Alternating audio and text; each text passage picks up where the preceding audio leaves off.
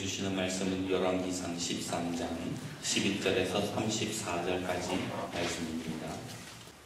베델에 와서 베델에 한 늙은 선지자가 살더니 그 아들들이 와서 이날에 하나님의 사람이 베델에서 행한 모든 일을 그에게 말하고 또 그가 왕에게 드린 말씀도 그들이 그들의 아버지에게 말한지라.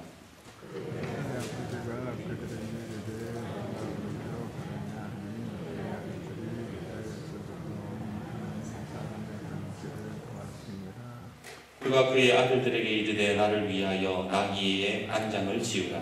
그들이 나귀의 안장을 지으니 그가 타고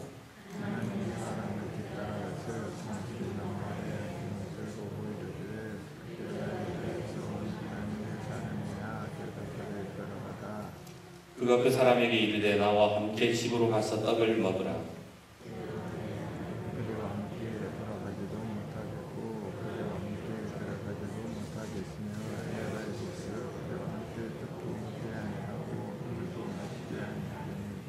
이는 여호와의 말씀이 내게 이르시기를 이가 거기서 떡도 먹지 말고 물도 마시지 말며 또 내가 오던 길로 되돌아가지도 말라 하셨음이로다.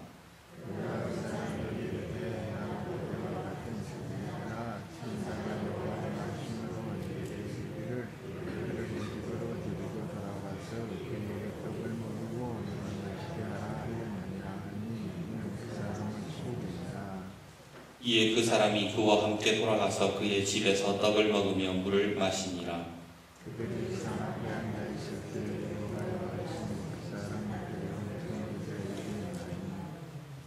그가 유다에서부터 온 하나님의 사람을 향하여 외쳐 이르되 여호와의 말씀에 내가 여호와의 말씀을 어기며 내 하나님 여호와께서 내게 내리신 명령을 지키지 아니하고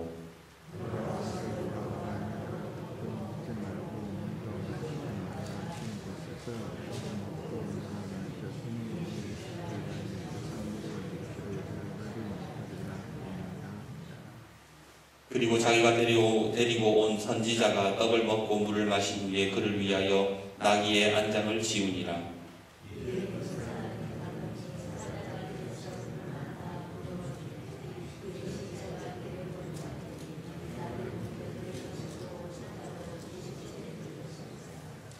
지나가는 사람들이 길에 버린 시체와 그 시체 곁에 선 사자를 보고 그 늙은 선지자가 사는 성읍에 가서 말한지라.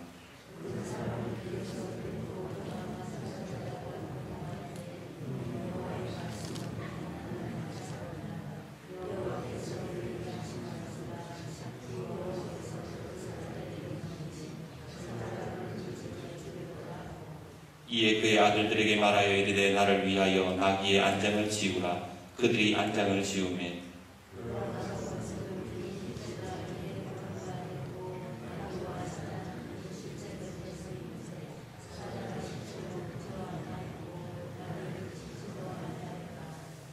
늙은 선지자가 하나님의 사람의 시체를 들어 나귀에 실어 가지고 돌아와 자기 성읍에 들어가서 슬피 울며 장사하되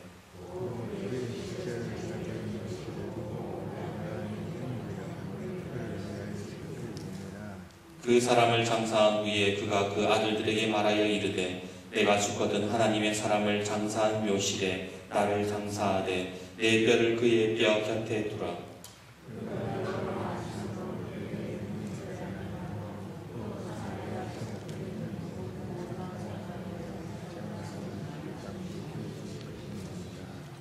여로보암이 이 일 후에도 그의 악한 길에서 떠나 돌이키지 아니하고 다시 일반 백성을 산당의 제사장으로 삼되 누구든지 자원하면 그 사람을 산당의 제사장으로 삼았으므로 이 일이 여로보암의 집에 죄가 되어 그 집이 땅 위에서 끊어져 멸망하게 되니라. 마스크를 사러 여기저기 다녔습니다. 하지만 워낙 사재기를 하는 통에 가는 곳마다 품절이라는 글자만 확인하고 발걸음을 돌려야 했지요. 한 번은 도청에 있는 약국에 줄을 서서 30분을 기다리는데 제 차례가 얼마 남지 않는 상황에서 끝이 나버리고 말았습니다. 근데 그때 문득 드는 생각이 마스크 줄도 끊어지니까 이렇게 허탈한데 구원받는 줄이 내 앞에서 끊어진다면 어떨까? 그런 생각이 들었던 거예요. 우리 성도님과 함께 드리는 예배가 너무너무 드리고 싶었습니다. 적은 인원이지만 그래도 예배를 사모하는 우리 성도님들과 함께 온전한 예배를 드려야겠다, 그런 마음이 들었던 거예요. 오늘 이 아침 하나님께 드리는 예배를 우리 하나님께서 기쁘게 받아주실 줄 믿습니다. 모든 한국교회의 예배들과 그리고 여러 가지 상황으로 인하여 인터넷으로 또 가정에서 드리는 모든 예배들이 하나님의 영광을 드려지는 그 진정한 예배가 되기를 이 시간 주님의 이름으로 축복합니다. 오늘 우리 옆에 분과 인사합시다. 당신은 진실한 예배자입니다.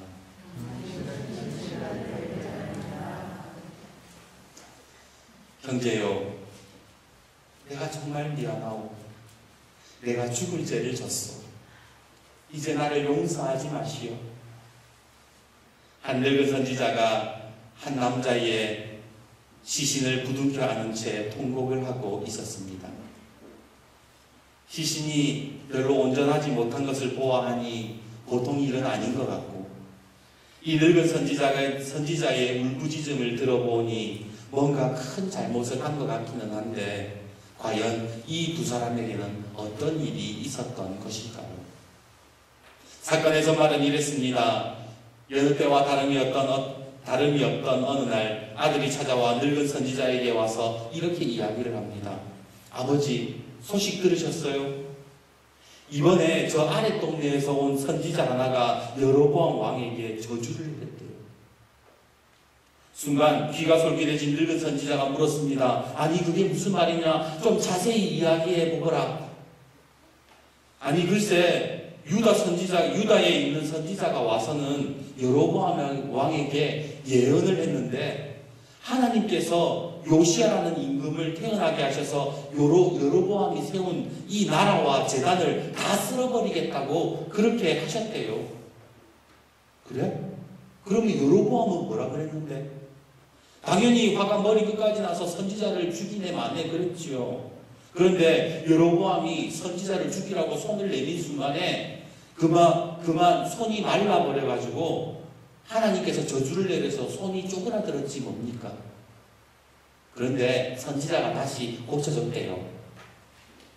아들의 이야기를 들은 늙은 선지자는 문득 그 하나님의 사랑, 그 선지자가 궁금해졌습니다. 보고 싶어졌습니다. 감히 두려워 왕 앞에서 찍소리도 못 내었던 그 여러 선지자들과는 달리 같은 선지자로서 하나님 앞에 당당하게 하나님의 말씀을 전하는 그 젊은 선지자가 너무 귀하고 존경스러웠던 거예요. 그래서 한번 만나보고 싶었습니다. 부랴부랴 집을 챙겨 선지자가 있는 곳을 수소문해서 찾아갔고 그를 만나 집으로 초대했습니다. 그런데요, 선지자가 그 늙은 선지자의 초대를 거절합니다. 우리 16절과 17절 말씀 같이 한번 읽어봅시다. 16절과 17절입니다. 시작. 대답하되 나는 그대와 함께 돌아가지도 못하겠고 그대와 함께 들어가지도 못하겠으며 내가 이곳에서 그대와 함께 떡도 먹지 아니하고 물도 마시지 아니하리니 이는 여호와의 말씀이 내게 이르시기를 네가 거기서 떡도 먹지 말고 물도 마시지 말며 또 내가 오던 길로 되돌아가지도 말라 하셨음이로다. 이 하나님의 사람이 거절한 이유는 단순했습니다. 뭐 때문입니까? 하나님이 아무것도 먹지 말라고 했다는 거예요. 하나님이 그렇게 말씀하셨으니까 저는 당신의 초대에 거절을 하겠습니다. 그런데 이 늙은 선지자는 무슨 생각을 했는지 갑자기 이런 말을 내뱉습니다. 우리 18절도 같이 한번 읽어봅시다. 18절입니다. 시작. 그가 그 사람에게 이르되 나도 그대와 같은 선지자라. 천사가 여호와의 말씀으로 내게 이르시기를 그를 내 집으로 데리고 돌아가서 그에게 떡을 먹이고 물을 마시게 하라 하였느니라 하니 이는 그 사람을 속임이라. 나도 선지자예요. 나도 하나님의 음성을 들었어요. 나도 천사의 음성을 들었는데 나에게는 하나님께서 당신을 지금 집으로 초대해가지고 맛있는 것 좀 대접하라 하십니다. 그렇게 거짓말을 했다라는 거예요. 그리고 이 거짓말 때문에 하나님의 사람이 사자에게 물려 죽는 어마어마한 그런 사단이 일어나고 만 것이지요. 우리 인물 퀴즈 하나 낼까요? 주보 앞에 보시면 문제가 하나 있어요. 제가 그냥 읽어드리면 여러분들 헷갈리실 것 같아서 주보 앞에 인물 퀴즈 하나를 내는데, 자, 나는 누구일까요? 나는 구한말 사람으로 24살의 과거에 급제한 사람입니다. 고종황제의 총애를 받아 관직에 오른 지 3년 만에 정삼품에 오를 정도로 탁월했던 사람이지요. 나는 세자 순종의 스승이기도 했으며 1888년 주미공사 외교관으로 활동했으며 귀국 후 알렌 선교사의 적극적인 후원을 받았습니다. 나는 시와 글씨를 즐기는 사람이었습니다. 서화, 미술원 시화에 참석하여 시를 짓기도 했고 1922년 최초로 열린 조선미술전람회에서 서예 부분 심사를 맡기도 할 정도로 글에 뛰어났습니다. 나는 1896년 2월 독립협회 결성에 참가했으며 위원장으로 선출되었고 1989년 2월 회장에 기선되어 7월까지 독립협회 회장으로 활동했습니다. 나는 독립협회 100원의 거액을 자진 납부하고 독립문을 세우는 일에 앞장섰으며 1896년 독립문 주출도를 놓는 행사에서 기조연설문으로 우레와 같은 박수갈채를 받은 바 있습니다. 나는 누구일까요? 여러분 누구일 것 같으세요? 아마 대부분 백범 김구 아니면 도산 안창호 아니면 단재 신재호 우리가 아는 위대한 인물들 다 이야기할 거예요. 그런데 충격적이게도 이 사람의 이력은 매국노 이완용의 이력입니다. 여러분들은 이 문제를 보시면서 몇 가지 단어에 주목하셨을 겁니다. 고종 황제가 총애했던 사람이래, 알렌 선교사가 구원했던 사람이래, 독립협회를 결성했대. 그런 이 몇 가지 단어를 보면서 우리는 뭐라고 생각합니까? 아, 이 사람은 정말 훌륭한 사람이구나 라고 그렇게 생각을 한다는 거예요. 여러분, 하나님의 선지자가 왜 늙은 선지자에게 속았는 줄 아십니까? 나도 선지자예요. 나도 하나님의 음성을 들었어요. 그 말 한마디에 속아 넘어갔다는 거예요. 오늘 우리도 그렇잖아요. 의사, 판사, 변호사, 당신 직업이 뭡니까? 그렇게 물어봤을 때 저는 의사입니다, 판사입니다, 변호사입니다. 그러면 우리의 표정이 달라져요. 목사 그러면 이미 인정하고 들어가는 거 있지 않습니까? 이것을 사회 인문학적 용어로 문턱증후군이라 그런데요. 어떤 사람이 아주 넘기 힘든 그 문턱 위를 뛰어넘어가면 그 다음부터는 그 사람을 비판, 그 사람의 생각, 무조건 그 말이 다 옳다라고 생각하는 것, 비판 없이 무조건 입장을 수용하는 것, 그게 문턱증후군이라는 거예요. 조심스러운 이야기지만 작년 언젠가 목회자 부부 수련회, 풍천기독교연합회 목회자 부부 수련회를 갔을 때에 안동에서 대구로 가는 길에 한 사모님이 1시간 내내 입에서 불을 뿜는 모습이 있었습니다. 목사님들, 사모님들, 지금 이 나라가 왜 이 모양 이 꼴한지인 줄 아세요? 이 시대 마지막 선지자인 그분을 따라 우리가 태극기를 흔들어야 돼요. 그런 내용이었어요. 그분의 말인즉 어떤 목사님을 하나님께서 선지자로 세우셨는데 그분을 통해 이 땅의 정권을 무너뜨려야 된다. 그런 내용이었어요. 그러면서 그분은 그 선지자라고 하는 그분의 칭찬을 입이 마르도록, 침이 마르도록 칭찬을 했었습니다. 사실 저는 그 사모님이 하는 말의 내용을 다 틀렸다고 생각하지는 않습니다. 그렇다고 선지자라고 말하는 그 목사님을 이상하게 보고 싶은 마음도 없어요.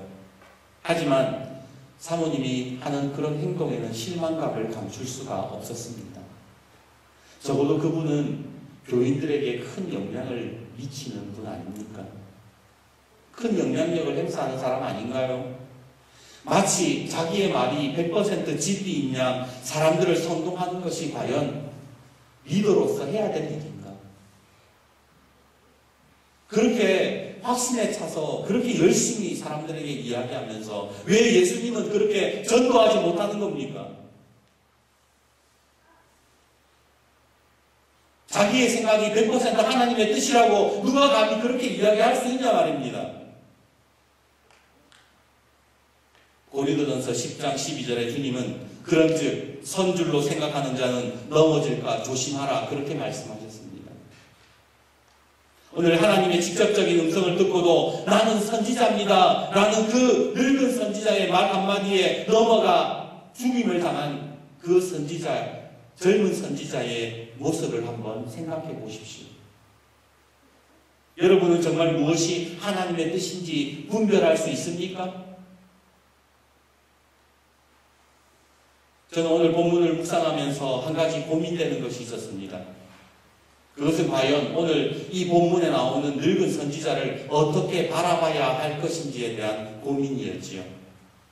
사실 따지고 보면 이 늙은 선지자는 나쁜 사람이 아니에요. 악한 마음을 품었던 사람이 아닙니다. 우리 29절에서 31절 말씀 한번 같이 읽어봅시다. 29절에서 31절입니다.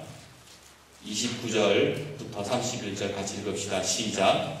늙은 선지자가 하나님의 사람의 시체를 들어 나귀에 실어 가지고 돌아와 자기 성읍으로 들어가서 슬피 울며 장사하되 곧 그의 시체를 자기의 묘실에 두고 오호라 내 형제여 하며 그를 위하여 슬피 우니라. 그 사람을 장사한 후에 그가 그 아들들에게 말하여 이르되 내가 죽거든 하나님의 사람을 장사한 묘실에 나를 장사하되 내 뼈를 그 뼈 곁에 두라. 지금 너무나도 안타까워하잖아요. 너무나도 힘들어해요. 자기가 잘못한 거 알아요. 자기가 실수한 거 알아요. 의도는 이 사람이, 이 늙은 선지자가 이 하나님의 사람을 뭔가 해하려고 할 마음이 없었다라는 겁니다. 어떻게 보면 우리가 흔히 말하는, 사용하는 일상적인 거짓말을 했을 뿐인데 상황이 이렇게 될 줄 몰랐던 거예요. 그래서 울면서 이렇게 구애를 하는 겁니다. 그렇다면 이 늙은 선지자를 나쁜 사람이라고 봐야 됩니까? 아니면은 뭐 좋은 사람이긴 한데 실수 한번 했다 그렇게 봐야 되는 거예요. 뭡니까? 이 늙은 선지자는요 단지 그냥 작은 실수를 하나 했을 뿐인데 선한 사람으로 성경은 말씀하지 않는다는 거예요. 아까 이완용 이야기를 했는데 제가 이완용 이야기를 조금 더 해볼게요. 김윤희 교수가 쓴 이완용 평전이라는 책을 보면 그는 이완용에 대해서 이렇게 표현을 합니다. 차라리 괴물이었으면 좋겠는데 그는 괴물이 아니었다. 그는 당시 최고의 엘리트였다. 그러나 탁월한 능력으로 사욕을 쫓았고 마침내 나라를 팔아먹은 역적의 상징이 되었다. 흐름을 읽어내는 능력은 좋았으나 방향이 잘못되었고 시계는 좋았으나 나침반이 없었던 것이다. 여러분, 사람이 언제 악해지는 줄 아세요? 방향을 잃으면 악해지는 거예요. 김윤희 교수의 말대로 이완용이라는 사람은 원래부터 괴물이 아니었어요. 단지 그는 남들과 다르게 시대를 읽어낼 줄 아는 좋은 시계가 그에게 있었다라는 거예요. 눈치가 있었다라는 거예요. 그것을 남들보다 더 뛰어나게 이용했을 뿐입니다. 그런데 왜 그 사람은 내국노의 상징이 되었는가? 바로 그에게는 역사의 방향성을 읽어내는 나침반이 없었다라는 겁니다. 그래서 그는 내국노가 됐다라는 거예요. 오늘 하나님의 말씀인 성경도 동일하게 우리에게 말씀합니다. 말씀에 나침반이 없고 성령의 나침반이 없고 하나님 나라의 방향성이 없으면 사람은 악해진다라고 그렇게 말씀하는 거예요. 히브리 말로 죄라는 말의 뜻이 뭡니까? 하마르티아, 곧 관역을 벗어난다. 이런 게 죄의 뜻이 관역을 벗어난다라는 말이잖아요. 방향을 벗어나는 것, 하나님을 향한 방향을 벗어나는 것, 그게 다 죄라는 거예요. 아무리 좋은 활과 화살이 있어도 방향을 잃어버리면 죄가 되듯이 이완용은 비상한 머리와 권력을 바라보는 식견을 가지고 있었지만 결국 잘못된 방향으로 갔다라는 겁니다. 이 늙은 선지자의 거짓말은 별것 아니 좋은 의도에서 시작된 거예요. 맞잖아요. 위대한 사람, 하나님의 사람, 그냥 한번 따뜻한 밥 해 먹이고 싶었고 대접하고 싶었던 좋은 의도에서 시작된 거예요. 하지만 하나님의 방향을 바꾸어 버린 겁니다. 이런 사례는요, 우리나라 역사에만 있는 게 아니에요. 미국의 정치철학자 한나 아렌트가 쓴 예루살렘의 아이히만이라는 책에는 독일 나치 장교였던 아이히만이라는 사람에 대해 이야기를 하는데, 세계 2차 대전이 끝나고 유대인 600만 명을 학살한 죄를 묻는 질문에 아이히만이 이렇게 대답을 합니다. 저는 잘못이 없습니다. 저는 독일 군인으로서 그저 나라에서 시키는 대로 했을 뿐입니다. 그 많은 사람을 죽이고도 나는 군인이기 때문에 독일 군대의 명령을 들었을 뿐이라고 이야기하는 거예요. 군인은 당연히 국가의 명령을 받는 사람이니까 자기는 죄가 없다라는 겁니다. 자기가 독일 국민으로서 나라에 충성한 게 뭐가 잘못이냐는 말에 재판정에 있던 수많은 사람들이 아연실색할 수밖에 없었습니다. 이 아이만이라는 사람도요, 옆집 아저씨처럼 평범하게 생겼어요. 그 사람의 이력을 보면 뭔가 연쇄살인범, 감옥에 들어간 전과 몇 번 그런 이력이 아니에요. 평범한 아버지예요. 아내의 남편이에요. 딸들의 아버지였을 뿐입니다. 하지만 그가 한 인간으로서의 방향성을 잃어버렸을 때에 수백만 명의 유대인을 가스실로 보내는 일에 앞장선 사람이 되었던 거예요. 시계는 좋았지만 나침반이 없었던 겁니다. 성경도 마찬가지입니다. 원래 사람이 악해서 악한 마음으로 시작하는 게 아니에요. 하나님의 방향에서 어긋나서 나침반 없이 살다 보니까 악해진다라는 거예요. 그러기에 하나님께서 우리에게 계속해서 뭐라고 말씀하시는가? 좌로나 우로나 치우치지 말고 내 발을 악에서 떠나게 하라. 인자와 진리로 인하여 죄악이 속하게 되고 여호와를 경외함으로 말미암아 악에서 떠나게 되리라. 방향 좀 제대로 잡아라는 거예요. 하나님께서 오늘 우리에게 말씀하시는 게 뭐냐? 너 인생의 바른 방향을 지금 향해 가고 있느냐라고 묻고 계시다라는 겁니다. 여러분 그런 말 많이 들어보셨잖아요. 속도보다 중요한 것은 방향이다. 그렇습니다. 예수 믿는 데는 속도가 중요한 게 아니에요. 직분을 빨리 가는 게 중요한 게 아니에요. 삶의 방향, 하나님의 나라의 방향이 얼마나 바르게 되느냐, 그게 중요하다라는 거예요.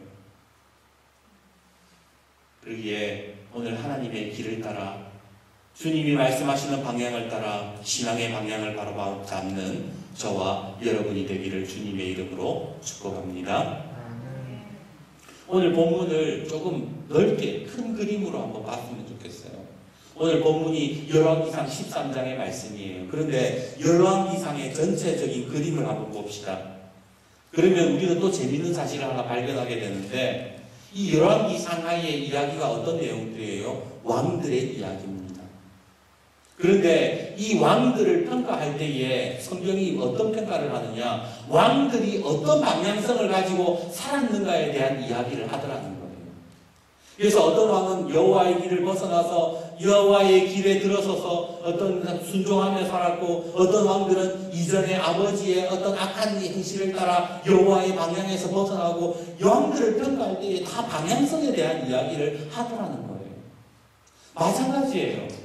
오늘 하나님께서 우리를 바라보시는 기준이 뭐냐? 방향성의 기준이라는 거예요. 요 일 잘했냐 못했냐 그게 아니라 어떤 마음의 방향성을 가지고 어떤 생각을 가지고 살아가느냐, 하나님께서 보시는 것은 바로 그것이라는 겁니다. 그래서 오늘 이 말씀들을 보면서 지금 우리가 겪고 있는 상황 속에서 지금 우리의 모습들을 한번 돌이켜봤습니다. 마스크 사재기 하는 사람들을 보십시오.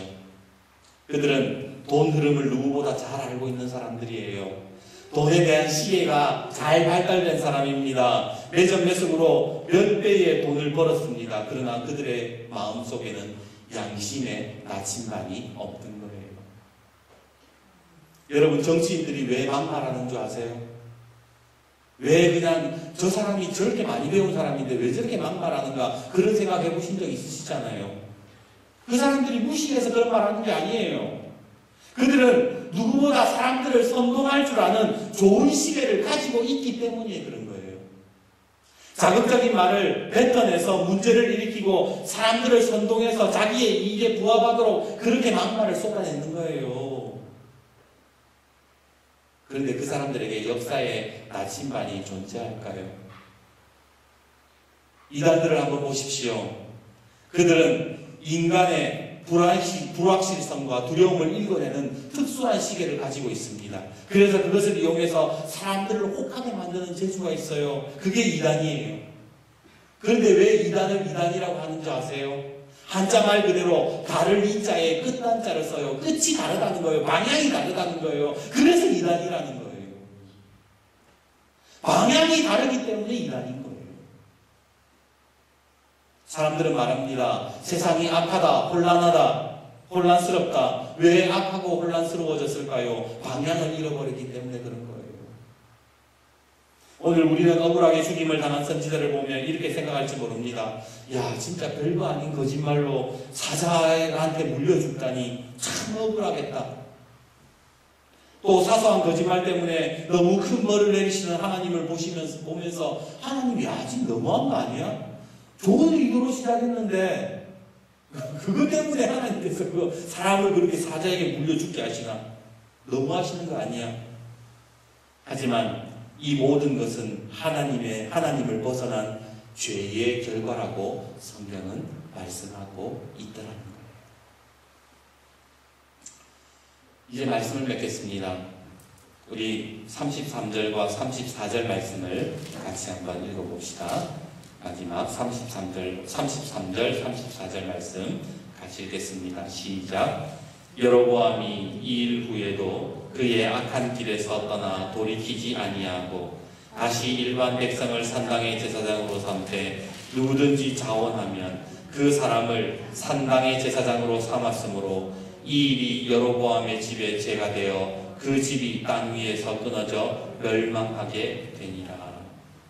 지금 33절에 여로보암이 이 일 후에도 라고 시작을 합니다. 이 일 후에도 악한 길에서 떠나 돌이키지 않았다라는 말씀이 무슨 뜻일까요? 여로보암은요, 이 늙은 선지자와 이 선지자의 사건을 들었다라는 거예요. 알고 있었다라는 거예요. 그런데 그것을 교훈으로 삼아서 다시 하나님이 기뻐하시는 방향으로 삼고 자기를 돌이켜냈어야 되는데 뭐 했다는 거예요? 방향을 안 바꿨다는 거예요. 어쩌면 하나님의 선지자가 죽었다 그러니까 내심 속으로 회개를 불렀을지도 모릅니다. 하지만 이런 사건을 알고도 회개할 마음이 없는 여로보암. 그런데 이런 모습 속에서 오늘 우리의 모습을 발견하지 않습니까?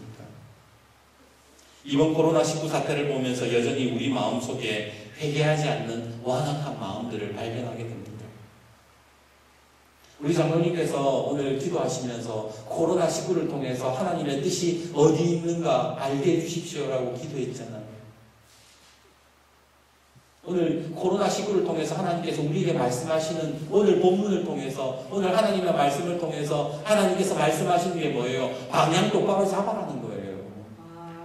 똑바른 방향 가지고 지금 이 시대 속에서 여기에서 말한다고 저기에 따라가고 저기에서 얘기한다고 저기 흔들리지 말고 중심을 잡고 하나님 바라보면서 나가라는 거예요. 왜 두려워하십니까? 왜 이랬다 저랬다 하십니까? 중요한 것은 우리의 중심, 우리의 기준 하나님밖에 없는 거예요. 정치적으로 너무 흔들리지 마십시오. 우리는 하나님 바라보고 살아가야 되는 사람들이에요. 주변의 강대국들이 무슨 소리를 하든 거기에 별로 신경 쓰지 마세요. 우리의 구원이시고 우리의 도움을 주시는 분은 오로지 하나님밖에 없으십니다. 그러기에 오늘 이 말씀을 통해서 우리의 방향을 새롭게 잡고 하나님의 얼굴을 구하면서 한 주간 살아가시는 우리 성도님들이 되시기를 주님의 이름으로 축복합니다. 말씀을 준비하면서 찬송가 491장이 생각이 났습니다.